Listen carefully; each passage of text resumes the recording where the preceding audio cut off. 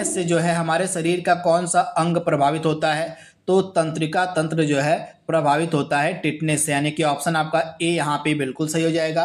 और यह जो टिटनेस नामक रोग है यह बैक्टीरिया से होने वाला एक खतरनाक रोग है, तो ऑप्शन आपका ए यहाँ पे सही हो जाएगा।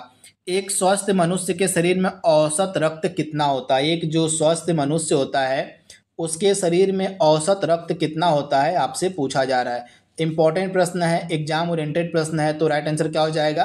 5 से 6 लीटर। इसके बारे में आप याद रखिएगा, एक औसत मनुष्य के शरीर में रक्त कितना होता है? तो 5 से 6 लीटर होता है, यानी कि ऑप्शन आपका बी यहाँ पे सही हो जाएगा। अगला प्रश्न आपके स्क्रीन पर है, इंसुलिन की खोज किसके द्वारा करी गई थी?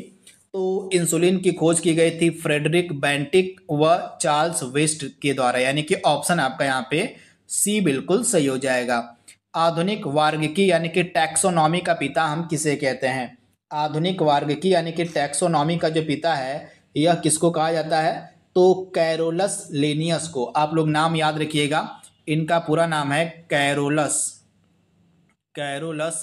लिनियस को जो है आधुनिक वार्गिकी का पिता कहा जाता है, तो इनका नाम आपको याद रखना है कैरोलस लिनियस। अगला प्रश्न आपके स्क्रीन पर है, जीवाणु की खोज किसके द्वारा करी गई थी? तो ल्यूवेनहॉक के द्वारा। ऑप्शन आपका बी यहाँ पे बिल्कुल सही हो जाएगा।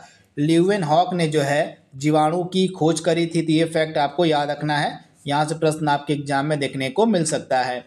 अगला प्रश्न आपके स्क्रीन पर है, लड़का पैदा होगा जब, तो कौन सा गुणसूत्र लड़का पैदा होने के लिए जिम्मेदार होता है? तो XY गुणसूत्र। जो XY गुणसूत्र होता है यह पुरुष के लिए होता है, और XX जो गुणसूत्र होता है यह महिला के लिए होता है। तो जब आपका XX गुणसूत्र होगा तो महिला जन्म लेगी, यानी कि लड़की जन्म लेगी। जब XY गुणसूत्र होगा तो पुरुष जन्म लेगा। तो राइट आंसर क्या हो जाएगा? XY गुणसूत्र, ऑप्शन ए। अगला प्रश्न आपके स्क्रीन पर है, मनुष्यों में होने वाला आनुवांशिक रोग इसमें से कौन सा है? तो तीनों ही आनुवांशिक रोग हैं, टर्नर सिंड्रोम, हीमोफीलिया और वर्णांधता, ये तीनों ही जो है आनुवांशिक रोग हैं, यानी कि उपर्युक्त सभी आपका राइट आंसर हो जाएगा। प्राकृतिक चयन का सिद्धांत किसने प्रतिपादित किया था?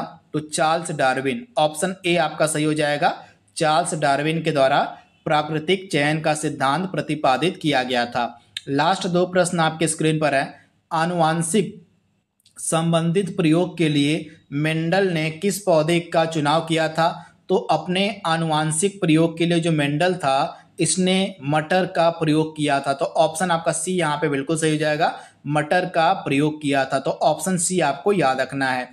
एक वर्णांध व्यक्ति को किस रंग की पहचान नहीं होती है? तो लाल और हरा रंग की जो है, एक व्यक्ति अगर कलर ब्रांडलेस है तो वह लाल और हरे रंग में भेद नहीं कर पाता है, तो ऑप्शन आपका ए यहाँ पे बिल्कुल सही हो जाएगा। तो इस